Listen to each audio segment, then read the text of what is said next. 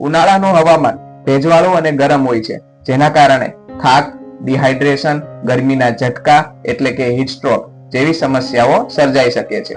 નમસ્કાર મિત્રો, હું છું ડોક્ટર રોનક ભીમાણી અને આજે આપણે ગરમી અથવા તો તડકાના લીધે ઊભી થતી સમસ્યાઓની વિગતવાર જાણકારી લઈશું. તો મિત્રો, તડકા અથવા તો ગરમીના કારણે કઈ કઈ સમસ્યાઓ સર્જાઈ શકે છે, તેના કારણો શું હોઈ શકે, તેમજ તેના ઉપચારો માટે શું શું પગલાં લઈ શકાય તે જાણવા માટે અમારો વિડીયો છેલ્લે સુધી જુઓ.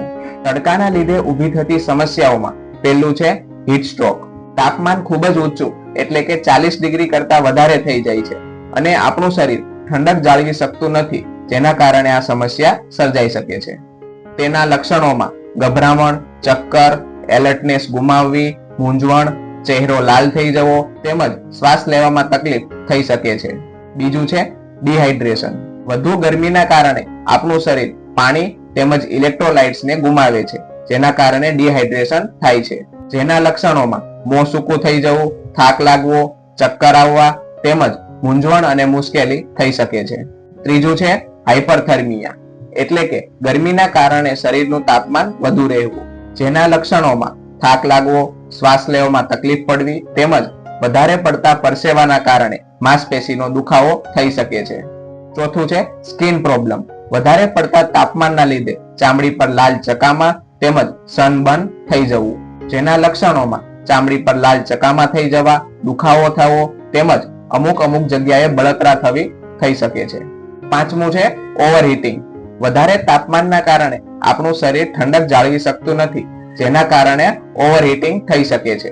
જેના લક્ષણોમાં શરીર ગરમ થઈ જવું, શ્વાસ લેવામાં તકલીફ પડવી તેમજ શારીરિક અને માનસિક થાક લાગવો હોઈ શકે છે. છઠ્ઠું છે સ્નાયુનો દુખાવો.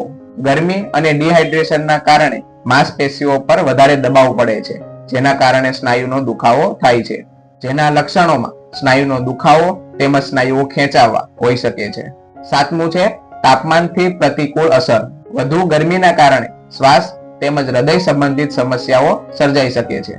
જેના લક્ષણોમાં થાક લાગવો, ચક્કર આવવા તેમજ હૃદયના ધબકારામાં ફેરફાર થઈ શકે છે. હવે મિત્રો, આ ગરમી તેમજ તડકાથી બચવા માટે કયા કયા પગલાં લઈ શકાય તે જોઈએ. જેમાં પહેલું છે યોગ્ય પદાર્થોનું સેવન કરવું.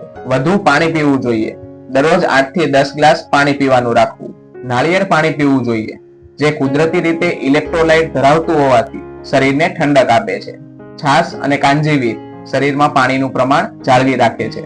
તાજા ફળો અને રસનું સેવન કરવું.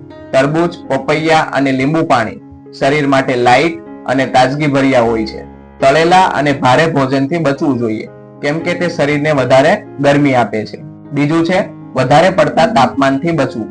ઘરની બહાર નીકળતી વખતે ટોપી અથવા તો સ્કાર્ફનો ઉપયોગ કરો. સૂર્યપ્રકાશથી બચવા માટે સનસ્ક્રીનનો ઉપયોગ કરો. સફેદ અથવા તો હલકા રંગના સુતરાઉ કપડાં પહેરો. બપોરના 11 થી 4 વાગ્યાની વચ્ચે બહાર જવાનું ટાળો, ખાસ કરીને સૂર્યપ્રકાશ તીવ્ર હોય ત્યારે. ત્રીજું છે ઘરમાં ઠંડક જાળવવી. બારણા ખુલ્લા રાખી હવાની અવર જવર થવા દો. પંખા કે કુલરનો ઉપયોગ કરો. ફ્રેશ ફૂલ અથવા તો લીલા છોડ ઘરમાં રાખો, જે હવાને ઠંડી રાખે છે. ચોથું છે આરોગ્યનું ધ્યાન રાખો.